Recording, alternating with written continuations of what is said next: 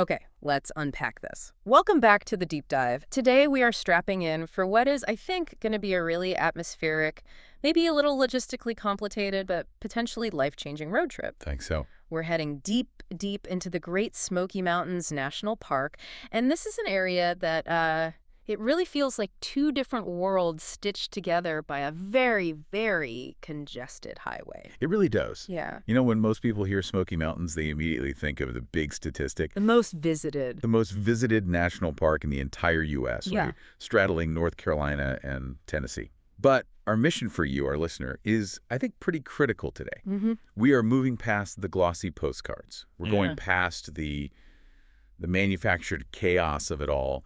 We are peeling back the neon signs, you know, the upside-down White Houses, the 40-plus pancake houses, and digging into the misty, eerie, deeply historical side of Appalachia. We're hunting for ghosts. We are hunting for ghosts.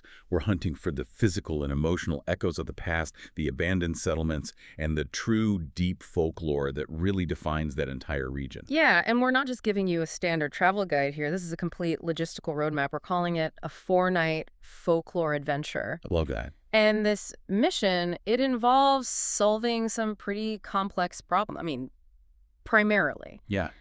How do you escape the absolute crushing volume of humanity that goes there? And how do you capture that genuine sense of isolation and mystery without, sitting in a queue for 4 hours behind a line of idling minivans? And the sources you provided, they laid out some fantastic, almost contrarian surprises. Yeah. And they set the scene perfectly for this massive expectation versus reality gap that we absolutely have to navigate if you're going to make this trip successful. Okay, so this is where it gets really interesting, right out of the gate. We're going to call these the 3 logistical surprises you have to internalize immediately. Surprise 1. The park entrance is technically free. It's one of the only national parks with this 1930s deed restriction that guarantees no entrance fees. Right. But there's a brand new mandatory parking tag fee.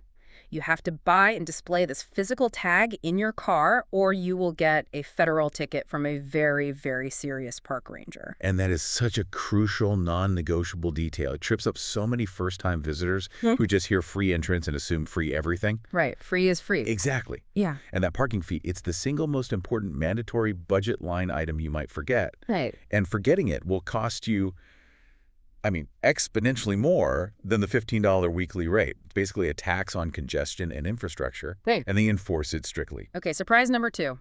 The scariest, most morale-killing part of this whole trip. It's not the black bears. No. It's not the ghosts. It's not even the disorienting thick fog we're actually looking for. It is the traffic. Specifically, trying to exit the park and drive towards, say, Pigeon Forge on a Friday afternoon at 4 p.m.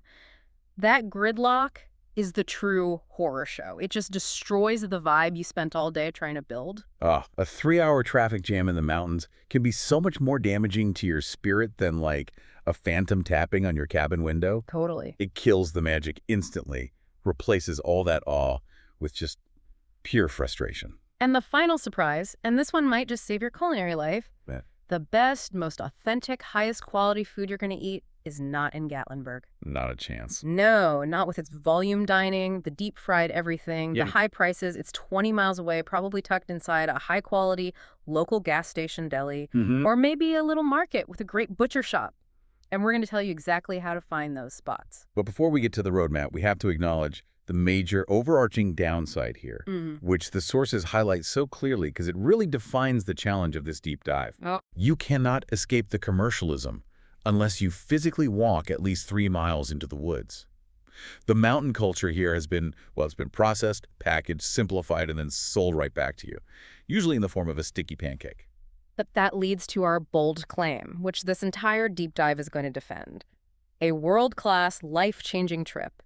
A true Appalachian deep dive into history and solitude is absolutely possible for less than $100 a day per person. If you consciously ignore the neon, you adhere to our logistical strategy, and you understand that solitude out here, it has to be earned. Exactly. Our goal for you, the listener, is to synthesize all this data, the history, the costs, the strategies, and figure out the exact value proposition for 4 specific travelers. The hardcore backpackers, the luxury traveler, the family, and the mid-range couple.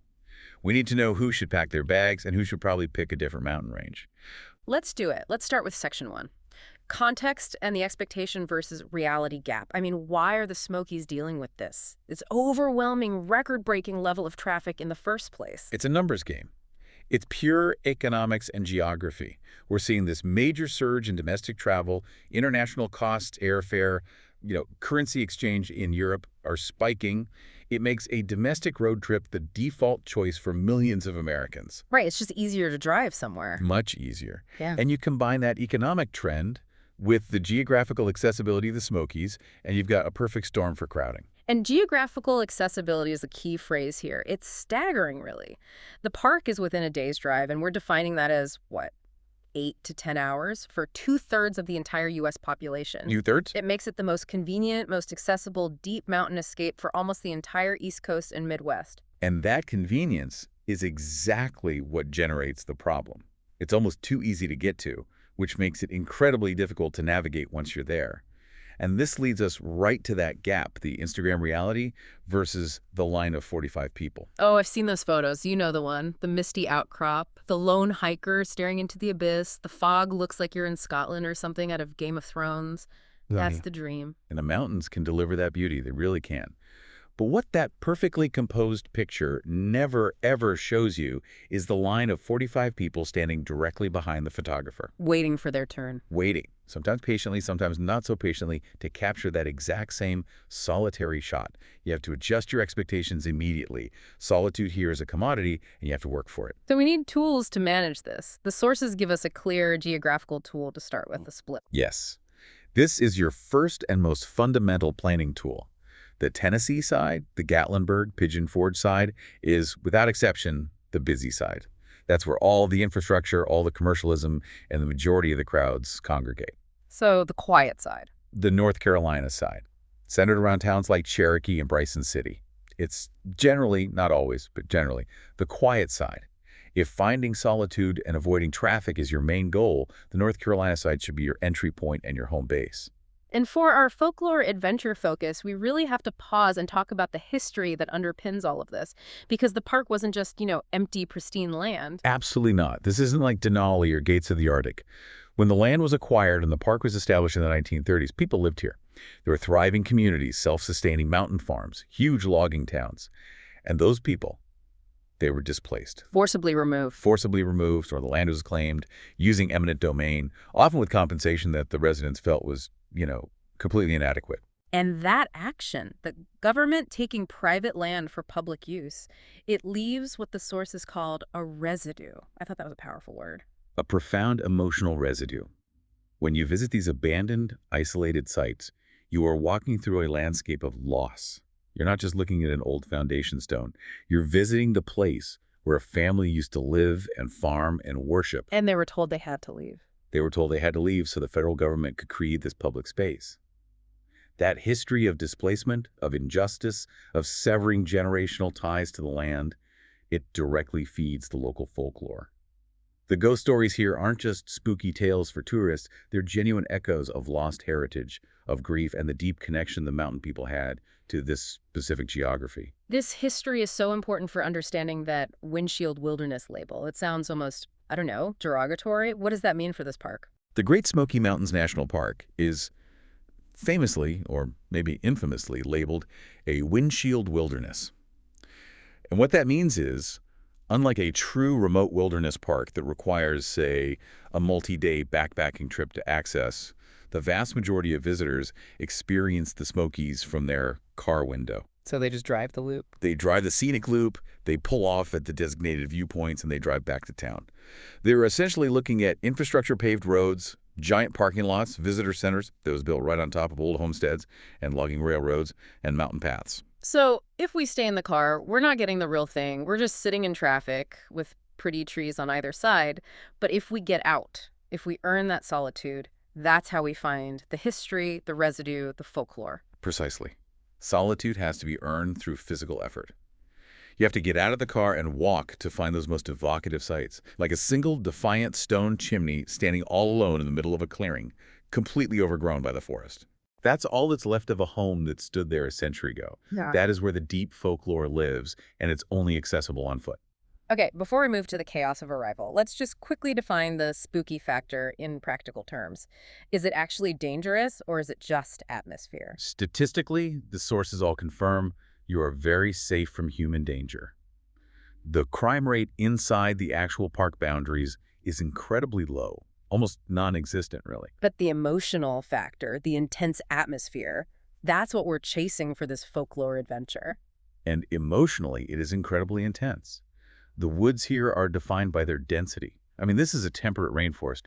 It gets a massive amount of rainfall, up to 85 inches a year on the peaks. The undergrowth is just dominated by these huge, tangled thickets of rhododendrons and mountain laurels. They form tunnels, right? They literally create tunnels. They're natural barriers. They completely enclose the trails, making visibility almost claustrophobic, even in bright sun. And then there's the famous mist, the smoke that gives the mountains their name. Yes. And when that fog, which is just the natural product of warm, moist air meeting the dense forest canopy, when that drops, visibility just plummets instantly. You can lose all sense of direction so easily, even on a well-marked trail. And that plays tricks on your It mind. completely plays tricks on your mind.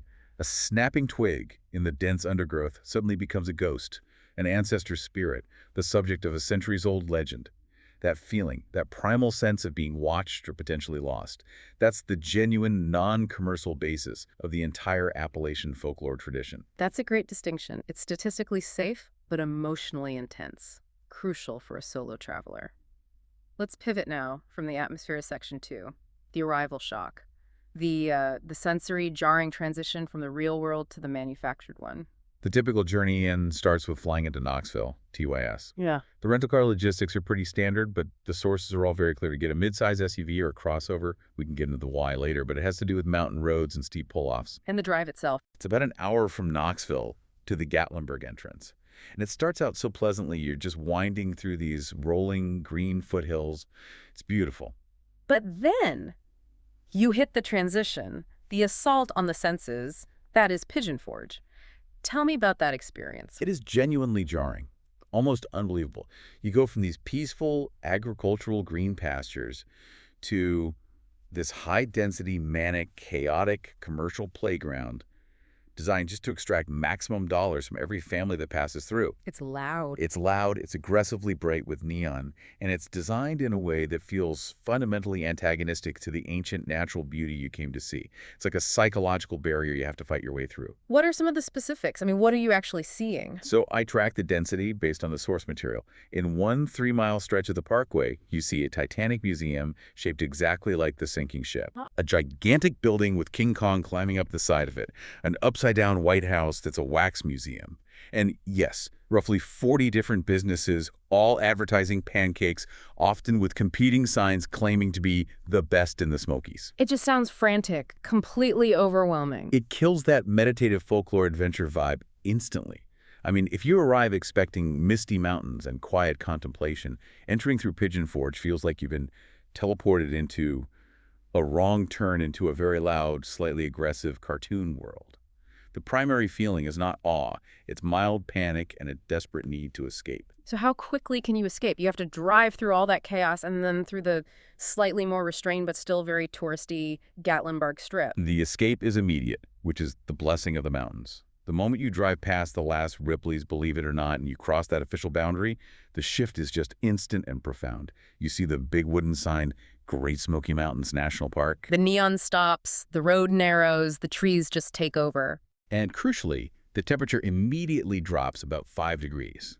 It's a noticeable physical relief. The noise pollution just vanishes, replaced by the sound of wind, maybe some distant water. The air itself changes. It stops smelling like deep fryer oil and starts smelling of damp earth, decaying leaves, pine. It feels ancient. What about the park infrastructure itself once you're inside? It's historic, it's old, but it's well maintained and sturdy. The roads are paved, but they are narrow, they are winding, and this is critical for night driving. There are 0 streetlights. When the sun dips behind those high ridges, it gets profoundly dark instantly, which is great for the eerie atmosphere, but it demands cautious driving.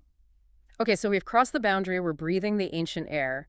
But what's the initial congestion reality? I mean, the neon is gone, but the people aren't, right? Not at all. Even after that jarring transition, you hit congestion right near the main entrances.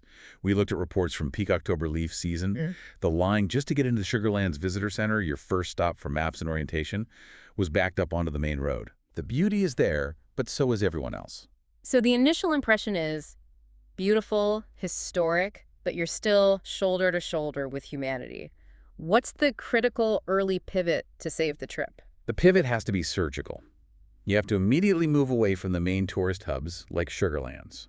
The sources all strongly suggest heading toward quieter, less trafficked arteries like the Roaring Fork Motor Nature Trail. And that's where the feeling changes. That's where it changes. The paved roads narrow even further, the forest canopy closes in over the pavement, and you finally get that deep woods feeling.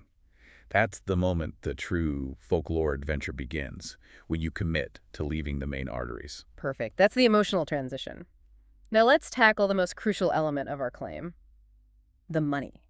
We need to defend this $100 a day claim. Section 3, the money deep dive. This is the key. This is how we prove that a world-class trip doesn't require a massive bank account. We're budgeting for a 4-night, 5-day trip focused specifically on getting that folklore vibe. Okay, let's start with the biggest variable, accommodation. The range here is astronomical, but our strategy helps isolate the value. On the low-budget end, you have designated camping. Sites like Elkmont or Cades Cove. How much is that? It's extremely affordable, around $30 a night. So for 4 nights, you're looking at $120.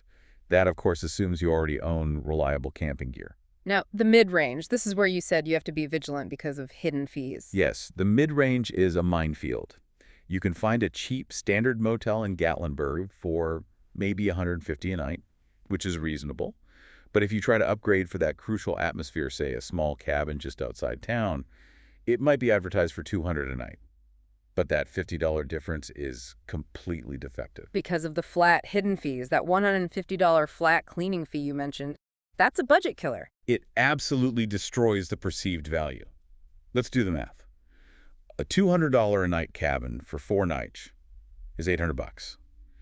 Add a mandatory $150 cleaning fee, maybe a $50 pet fee, and $100 in lodging taxes. You're suddenly pushing $1,100. Your nightly rate just jumps significantly. So you have to calculate that flat fee into your nightly average before you book. You have to. If that cleaning fee is more than 30% of your total advertised rate, just look elsewhere. And for our folklore adventure, your recommendation is unwavering. The cabin is essential for the atmosphere. It's non-negotiable. If you're hunting for eerie, quiet, and historical residue, you need to hear the wind in the trees, not the sound of traffic and late-night karaoke from the motel lobby. The cabin is the physical space that lets you connect with the mountain setting. And on the high end, just for context? For a luxury cabin with high-end amenities and views, you're looking at $400 to $600 a night. Or you move into the ultra-exclusive resorts like Blackberry Farm, where the cost is genuinely astronomical and requires a whole separate budget analysis. Okay, next up, transport. A personal vehicle is mandatory. Absolutely mandatory. This is a mountain park built on a decentralized network of old logging roads. Public transit for trail access is non-existent. Rentals out of Knoxville were running about $60 a day for a standard sedan. But you recommended an AWD, an all-wheel drive. Why? Most of the park roads are paved. That's true, the main scenic drives are paved. But the key sites for folklore hunting, the isolated cemeteries, the less traffic trailheads, and crucially, those little pull-offs you need to use to let faster traffic pass are often steep gravel or dirt roads that are poorly maintained. Ah, so if it rains. If it's rained or if you encounter any slick conditions, a standard sedan can easily get stuck or just struggle with the grade. The small extra daily cost for the SUV or AWD, it provides invaluable peace of mind and access to the truly hidden spots. Fuel budget seems pretty manageable. We're budgeting about $100 for 4 days of deep exploration. Now, activities. This is the category where the budget traveler achieves maximum savings. Right. We have to say it again. The park has no entrance fee because of that 1930s deed restriction. But let's clarify the mandatory parking tag fee one more time. It's the biggest planning trap and the smallest price. The parking tag. It's not a toll. It is a required permit for any vehicle parked within the GSM&P boundaries for more than 15 minutes. It is $5 daily, $15 weekly, or $40 for an annual pass. So for $15, you're covered for the whole trip. For the entire week. It's an almost laughably low cost for guaranteed access to a world-class destination. It's an incredible value. Incredible. Now, the flip side of that, Good. commercial tours. Commercial ghost tours in Gatlinburg. They typically run $25 to $30 per person. They're theatrical, they're loud, and according to the sources, they're just generally not worth the expense. They simplify complex legends, they use cheap jump scares, not historical context. But wait, if we skip the guided tour, how does a first-time visitor know which abandoned sites are significant? How do you find the stories? That's a great question, and it brings us back to the DIY fix. The guidebooks and online resources detailing the specific locations of displaced communities, Elkmont, Cades Cove, all of them, are readily available. The fix is to buy a $15 guidebook on Smoky Mountain folklore, research the local legends like Spearfinger and the abandoned graves, and then do a self-guided tour. So you become your own guide. You become your own guide, and that experience, combined with the solitude you earn by walking, is infinitely more authentic. It lets the landscape and the physical residue of history tell the story, rather than a guide in a costume rushing you through a performance. Okay, finally, food. Avoiding the dreaded budget-killing pancake trap. The pancake trap is a real phenomenon. Those places, like the famous Pancake Pantry or any of the 40 pancake houses, will easily cost you $20 a person for breakfast. It's high-volume food that relies on tourist impulse, and it's a terrible use of money if you're trying to keep a low daily budget. The fix is simple. Stock up and know where to look outside the trap. Stock up at a grocery store in Sevierville or Knoxville before you enter the tourist zone. Load up on breakfast items, sandwich materials, trail snacks. You'll save $40 a day right there, easy. And that high-quality gas station deli we mentioned, what exactly are we looking for? This is the local secret. You're not looking for a national chain. You're looking for a high-volume, independently owned market, often near the intersection of major state routes, that services the local population. They'll have a fantastic, usually inexpensive deli counter. What kind of food? Look for freshly made regional items. Homemade pimento cheese, slow-smoked local BBQ sandwiches, quality sliced meats, and often incredible baked goods like fried pies. These spots rely on local repeat business, not fleeting tourists, so the quality is drastically higher and the prices are drastically lower than anything in Gatlinburg. Let's summarize the food budgets then, using that strategy. Okay. Shoestring budget, if you're camping and cooking most of your meals, is about $20 a day. Mid-range is $60 a day, which allows for daily grocery snacks, plus one high-quality local restaurant or that gas station deli lunch. High-end, if you're doing nightly steakhouse dinners, you're pushing $150 a day or more. So let's wrap this up. The total estimated costs for the 4-night trip per person, assuming double occupancy. Okay. The backpacker or camper, $350 total. This is an incredible value, mainly because their accommodation cost is so minimal. And the mid-range. The mid-range, with a cabin and DIY, food's $900 total. This assumes you found a cabin with reasonable fees, you were disciplined about avoiding tourist dining, and you split the rental and gas. A very comfortable deep dive trip. And the comfort traveler. The comfort traveler, with a luxury cabin and dining out. $1,600 total, that's the upper limit, assuming a nicer cabin, and enjoying the few high-end dining options. The conclusion is exactly what we claimed. High value. Because the mountains themselves are practically free. They cost $15 a week. The traveler has almost total control over every other cost. If you hate the crowds, you spend more time hiking, which costs $0 beyond that parking tag. Time spent hiking is money saved. Exactly. Let's move on to Section 4. Logistics, planning traps, and the essential quiet side strategy. We need to help the listener avoid the specific, time-sucking errors that ruin these trips. Trap number 1, the Cades Cove parking lot trap. Cades Cove. This is the historical heart of the park. It's where you see the most preserved evidence of the communities that were displaced, old churches, cabins, barns. It's an 11-mile, one-way loop road that everyone wants to drive. And that's the problem, the sheer volume. The reality is, if you enter that 11-mile loop at 10 a.m. on a Saturday, the sources warn it will take you 4 hours, bumper to bumper. 4 hours to go, 11 miles. 4 hours. You'll be idling behind minivans, stopping every 50 feet for a slow-moving family of deer or an unannounced photo stop. It just completely destroys the atmosphere and the historical contemplation. A 4-hour gridlock is the opposite of a folklore adventure. So what are the surgical fixes? Fix 1. Go at sunrise. Be at the gate when it opens. Not only do you beat most of the traffic, but you get that early morning mist rolling over the historic fields, which is the perfect, untouched folklore vibe. Fix 2. In the peak summer season, go on Wednesdays. Why Wednesdays? The road is closed to cars entirely. You can bike or walk the entire 11-mile loop. It's described as a genuinely magical experience, a direct, silent connection to the history. Okay, trap number 2, the connectivity black hole. This is a modern travel problem that hits hard in these deep valleys. It's not just spotty cell service. It is zero cell service in 90% of the park. Your phone becomes a brick for data and calls about 10 minutes after you drive past Sugarlands. And the consequence of that is people relying only on Google Maps. They lose the signal, they panic, they miss crucial turns, and they potentially get lost or wander onto unsafe mountain roads. The fixes here are mandatory. Download offline maps for both Google Maps and specific hiking apps like AllTrails or Gaia GPS while you still have Wi-Fi at your cabin. And crucially, the sources all insist bring a physical, fold-out paper map of the park. This is not optional. You need that physical backup when technology fails, which it absolutely will. Trap number 3 is the geographic congestion we mentioned earlier, the Gatlinburg choke point. There's basically one main road, US 441, the Newfound Gap Road, in and out of Gatlinburg toward the core park trails. At 5 p.m., when everyone is leaving the trails, it is immediate, painful gridlock. 2 to 3 hours of traffic frustration is common in peak season. So this requires implementing that quiet side strategy for your home base. Where should we stay to avoid this daily choke point? The sources strongly recommend Townsend, Tennessee. They literally call it the quiet side of the Smokies. It provides a direct, low-traffic entrance to the park. It has decent non-kitschy amenities, and it experiences about 10% of the daily traffic that Gatlinburg sees. Alternatively, enter from the North Carolina side Cherokee or Bryson City for a totally calmer experience right from the start. I have to challenge that a little, though. Townsend sounds calmer, but aren't you sacrificing convenience? If you stay there, are you driving an extra hour every night just to get a non-gas station dinner or access a decent grocery store? That is a crucial trade-off, and you've hit on the compromise. Townsend is quieter because it has fewer amenities. You will have fewer dining options, maybe 3 or 4 genuinely good local places compared to Gatlinburg's dozens. So you have to plan your meals more. You do.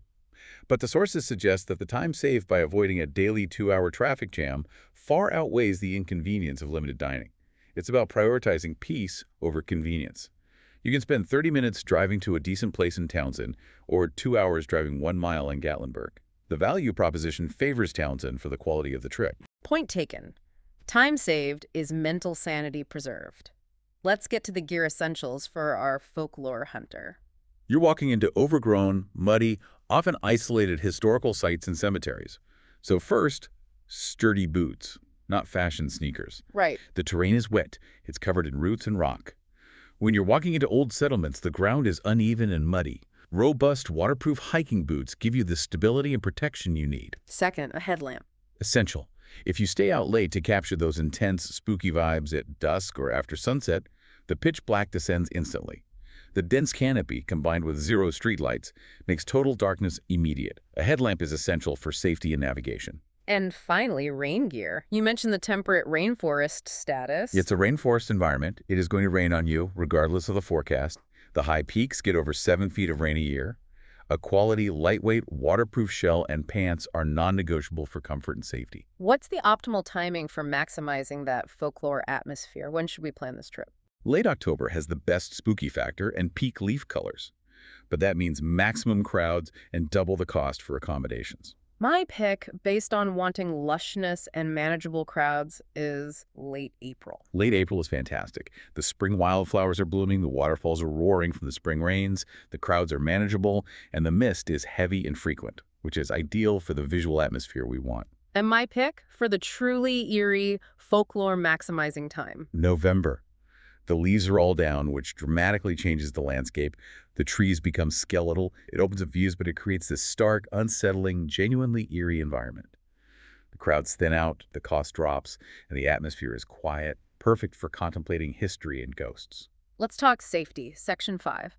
Safety, comfort, and connecting folklore to reality. We have to address the bears first. They're a constant presence. We have to. And we need to make a crucial distinction. These are eastern black bears, not the larger, more aggressive grizzlies you find out west. Folklore says they are ancestor spirits, which is a lovely thought. But reality is much simpler. The reality is they're driven by scent and opportunity. The problem here is that they're habituated. They're often called garbage bears because they've grown so accustomed to people, they're not afraid of them, which means they might approach you looking for food. They want your granola bar, not your soul. So the rules for interaction must be followed rigidly. Stay 50 yards away. Do not ever, ever feed them. And this is critical. If a bear changes his behavior because of you, if it stops what it's doing and looks at you or starts moving toward you, you are too close. Back away slowly. And always secure your food in bear-proof containers, especially if you're camping. For solo travelers seeking those quiet, spooky vibes, we recommended carrying bear spray, even if the statistical likelihood of using it is low. Peace of mind is critical when you're alone. When you're deep in the woods and every twig snap makes you jump, knowing you have a tool. Oh, absolutely. Driving is a far bigger risk than the wildlife. The roads in the park, especially Newfound Gap Road, are intense. The dangers are steep grades, hairpin turns that appear suddenly, and highly distracted drivers who are looking at elk instead of the road.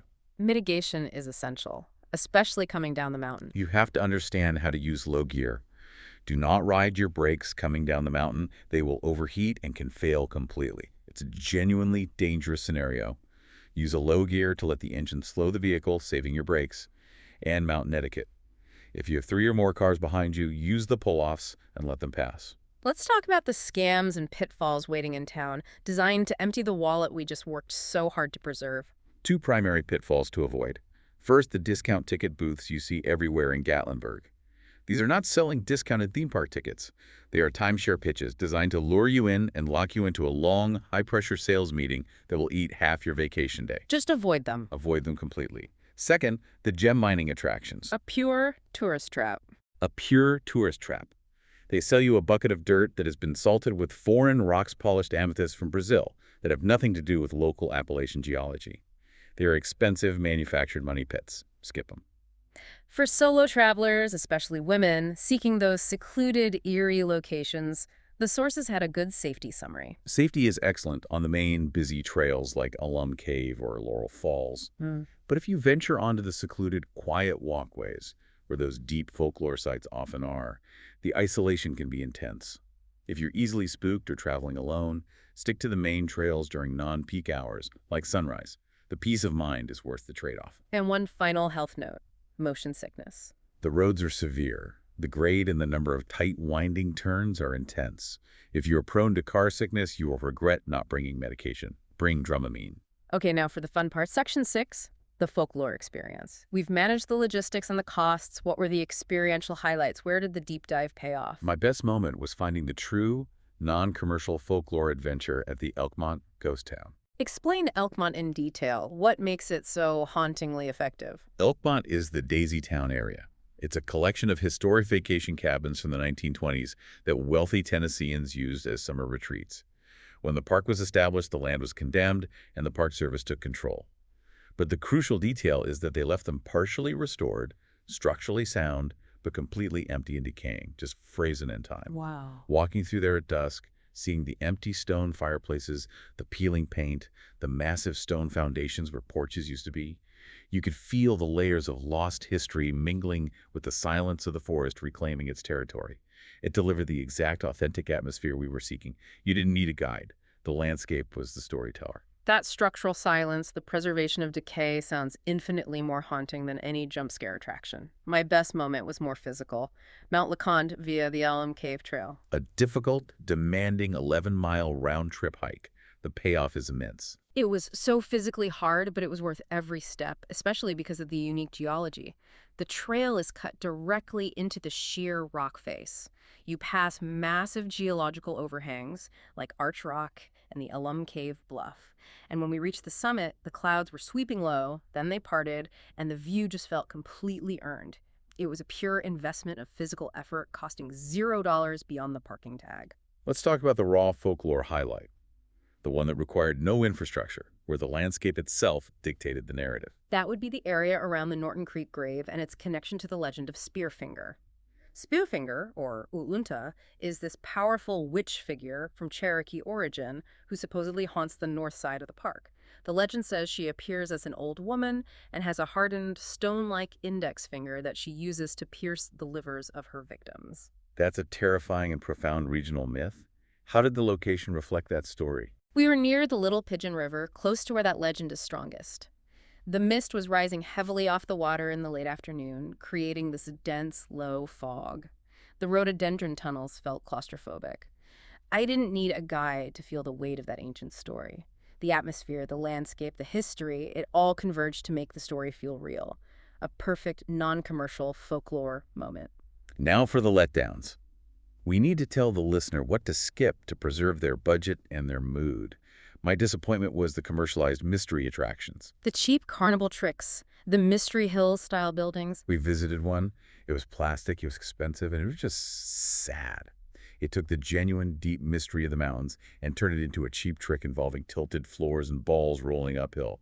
It felt profoundly disrespectful to the true, overwhelming power of the land. My major disappointment was the destination everyone says is a must-see, Klingman's Dome at midday. The highest point in the park. Panoramic views, theoretically the best spot for photos. Theoretically. In reality, during the day, it was a long concrete ramp leading to a viewing tower, and it was completely saturated with screaming people, endless selfie sticks, and the smell of exhaust fumes from idling cars. We circled for 45 minutes just trying the park. It was a total time-wasting disaster. The sources are clear. It's only worth it if you go at 6 a.m. before the masses arrive. And that just reinforces the key strategy. The magic and the folklore live in the quiet early hours of the morning mist. The tourists live in the afternoon sun and the midday rush. Okay, let's move to section 7, alternatives and the synthesis. What if the listener hears all this, the military-grade planning, the traffic traps, the history, and decides the Smokies are just too crowded for them? If you want mountains and folklore, but you truly despise the commercialism of Gatlinburg, you have a stellar alternative. Mount Rogers and Grayson Highlands in Virginia. What are the key selling points of the Virginia option? It's part of the same Appalachian range.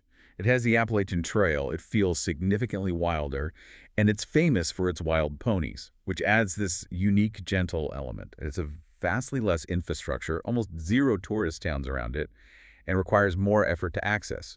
It's a purer, wilder, more challenging experience. Or if you prioritize scenic drives and easier logistics but want better food and culture, there's the Blue Ridge Parkway. The Blue Ridge Parkway, especially near Asheville and Boone in North Carolina, offers incredible, accessible scenic views. And Asheville itself provides high-quality city food, vibrant art, and a culture that is far superior to anything in the Smoky Mountain gateway towns. The logistics are easier. The trade-off, though, is that the parkway is a linear road for driving, not a sprawling national park with deep interior hiking trails like the Smokies. For the ambitious planner, the sources suggested a fantastic music and mountains combo itinerary. This is a great balanced loop. You fly into Nashville, start with a music scene, then you drive 4 hours to the Smokies for the deep folklore adventure, using our strategy.